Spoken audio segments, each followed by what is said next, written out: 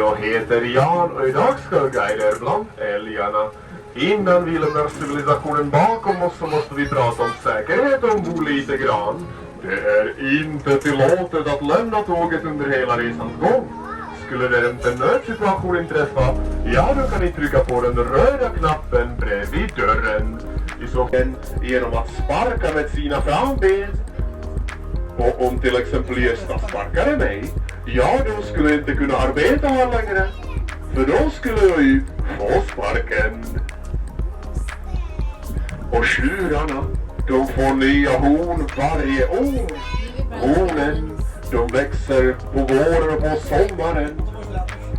Och medan de växer så är de täckta med en basthud som liknar sammet eller kiwifrukt. Under basthuden så finns det massor av blodkärl som ger näring till hornen som i genomsnitt växer 1 centimeter varje dag. Vissa dagar även 2 centimeter om dagen. Men sen i september när hornen har vuxit färdigt, basthuden som täcker hornen torkar ut. Det börjar klia och på grund av detta skrapar tjuren med hornen mot träden för att feja bort basthuden, vilket egentligen orsakar stora skador som man kan se på träden här inne i parken. Medan tjuren fejar så går den runt omkring ett par dagar med blod. Be careful, Yuri. It's a dangerous one. Be careful, okay? Hey, Moose, come here. Come here, We got food. we got food. We are here. We are here.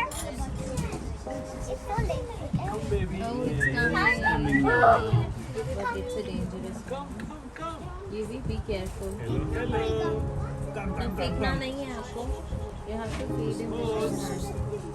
Och har ni möjlighet att känna på Götes horn, då gör det. If you have the possibility to touch Götes antlers, then please do so. Göte, han vet egentligen precis vad vi har att erbjuda. Älgarna har nämligen ett fantastiskt bra luktsinne. Deras luktsinne är 4 gånger bättre än en hunds och 200 gånger bättre än en människas. Men tyvärr kan man inte dressera en älg. Det är många som har försökt, till och med den svenska armén. Men det är ingen som har lyckats. Annars hade Tullverket kunnat byta ut sina knarkhundar mot älgar istället. På den andra sidan, älgarnas syn är inte så strålande. Frågar man en optiker hur ögon fungerar så finns det 2 olika typer av synceller. Det är tappar och det är stavar. Älgen satt rätt många tappar. Det är de som är färgseende och vi människor har rätt många tappar. Men istället så har älgarna dubbelt så många stavar, vilket gör att de kan se konturen och kontrastera mycket bättre i mörkret. Och det kan de behöva. You want me?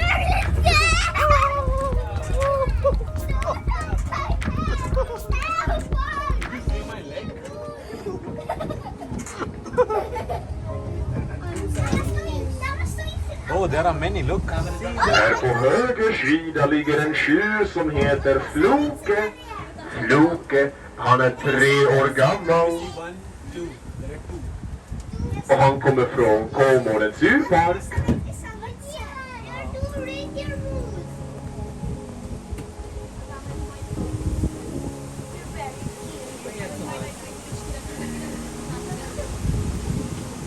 Och på Kolmårdens djurpark, där Floke kommer ifrån, där har de markerat honom i den högra örat.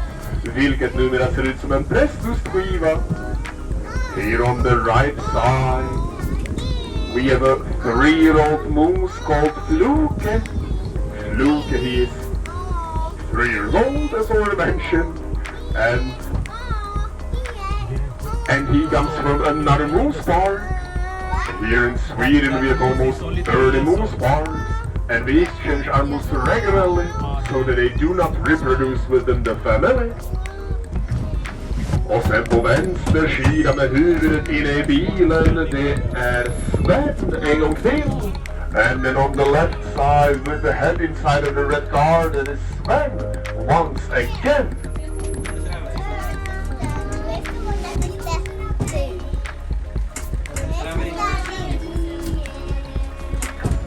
På våren så har älgarna en gräsperiod.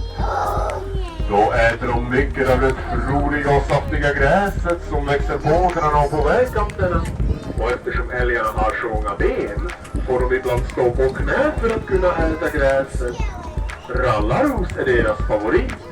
Den är väldigt nyttig och antiinflammatorisk. Men så fort löven har spruckit ut sig på träden, ja då övergår älgarna till löv och ven. Det är björk på försommaren. Sen är det trön. Ibland också lök. Kanske sälj. Den är i bra för en älg. Särskilt nu på en helg. Även ekeblad äter de gärna. Men det finns mycket garvsyra i ekebladen. Och därför har älgarna körtlar i underkäken som kan lätt neutralisera gifterna som finns i olika typer av växter.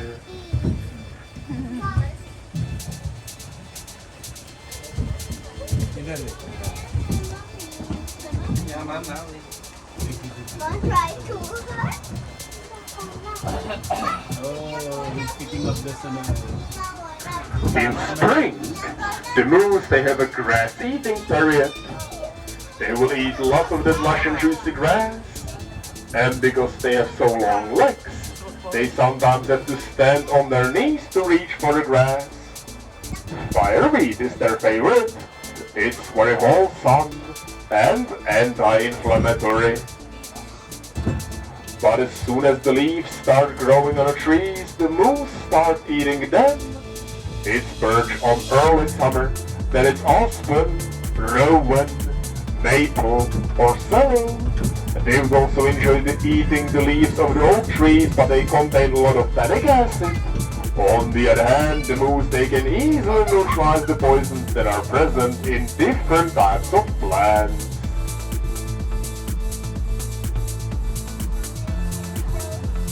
Och jag tror att ni får ge Floke allt ni har eftersom Carola som ligger där framme på vänster sida inte verkar vara särskilt intresserad av oss. I think that you can give Floke everything that you have because Carola in front of the train on the left side, she doesn't really seem that interested.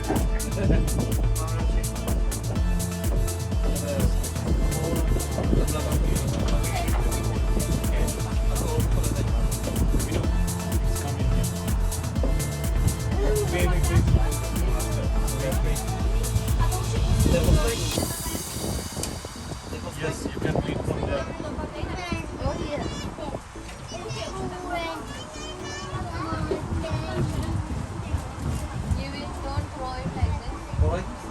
No, don't throw it. You will. आप उसको देना ना मूस को भूख लग रही है आप उसको नहीं देना. It's a very hungry moose. तो क्या हुआ जितना है आप सबको दे दो. मम्मा का छोटा तो पेट भर जाएगा.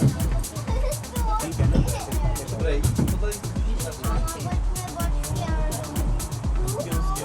पिछले वाले मूस को तो ला दो.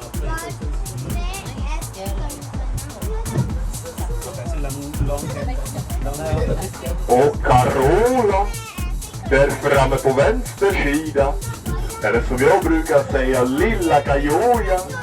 Hon föddes förra året i maj månad, men tyvärr blev hon föräldralös eftersom hennes mamma inte klarade av förlossningen.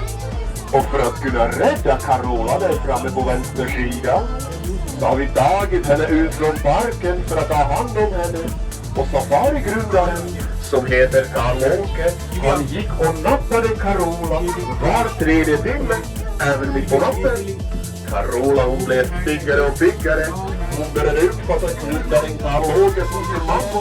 Och hon följde honom överallt, även in till souvenirbutiken. Och snart spred sig rykte att vi har en liten älgkalv här på Smålandet som promenerar fritt bland gästerna. Sveriges Radio, SVT och Expressen, allihopa har kommit för att rapportera henne flera gånger. Carola har alltså blivit en mediestjärna. Kom här. Minu, Och come eftersom here. hon undervisar människor varenda dag så börjar undret förstås lite grann. Och det visade sig ganska tydligt när jag presenterade Carola för min Give me fästmö. then. Då var vi nykära, det syntes och Carola märkte det. Hon bestämde sig att hon ville hjälpa oss med att ta ett stort framsteg i vårt förhållande. Och då började alltså Carola skäta upp min fästmös klänning så det kom fram när jag sparkade på mitt skrev lite grann. Ja, vad hon antagligen menade med detta, det får ni reda ut själva. Wow. It's a Carola in front of the train on the left side. She was born last year in May, but unfortunately she lost her mother just after being born. And to save Carola, we took her out of this park to take care of her. And the safari founder, for example, he was with Carola every 3 hours, even during the night. And he was feeding her with a bottle of milk and with bananas. Carola, she started seeing the safari founder as her own mother, and she was following him everywhere, even inside of the souvenir shop. And soon it came to public knowledge that we have a little moose baby here at Smålandet who's walking loose among our guests. Swedish radio, newspapers and television arrived to interview her. But as you can possibly imagine, Carola does not speak human languages, and therefore these interviews did not really go as planned. Och det gör inte ont. Sen när tjuren har fejat färdigt, då börjar brunn. Just nu så är tjurarna vänner med varandra, men i september när det är brunst, då är de som förbytta.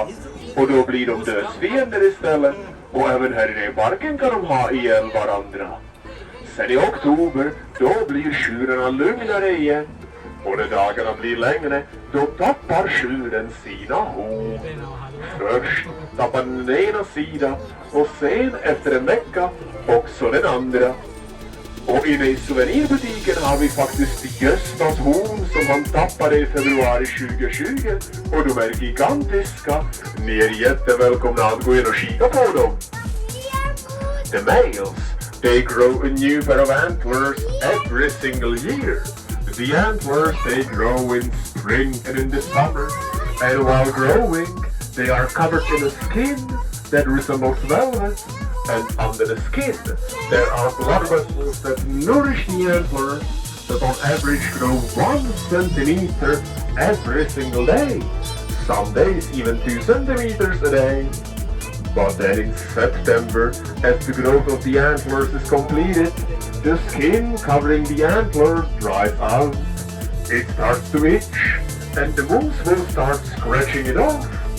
As the moose scratches the skin of the antlers, it walks around the forest a couple of days with bloody pieces of skin hanging from the antlers. But it's completely natural, and it does not hurt. As the skin is completely removed, the mating season begins. Right now, the males are friends with each other, but in September during the mating season they are like chicken. It's not that good. If you ask an optician how the eye works, then he will tell you that there are 2 types of photosensitive cells on the retina, pins and rods. The moose, they don't have so many pins. That are those that give us color vision, and we humans, we have a lot of pins. On the other hand, the moose, they have twice as many rods, due to which they can see a lot better in the dark. And that's totally necessary, because the moose, they are just as active during the night as the... Hon heter Göta, och hon var ledarälgen här inne i parken. Götes mormor, hon heter Marie-Louise. Precis som det här tåget, och Marie-Louise hon var också ledarälgen. Här inne i älgarnas land är alltså kvinnor som bestämmer, precis som i människornas land egentligen. Och Götes morfar, han hette Kung Harald. Och han var en riktig konung här i parken. Han var kraftig och ståtlig. bye bye. Men Sorry, idag no more var det food. med en annan tjur som hette Go there, go there. Bilen. Kung Harald, han var inte tillräckligt snabb. Han fick bilen från en sida. Och då döpt kung Harald. Men istället för att begrava honom skickades skinnet till konservatorn och 2 år senare kom han tillbaka och nu står Götes morfar kung Harald inne i restaurangen och hälsar folket välkomna. Honom får ni hälsa på när vi kommer tillbaka.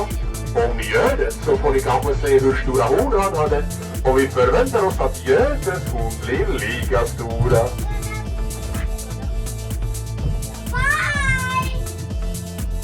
And Göte's family was very interesting.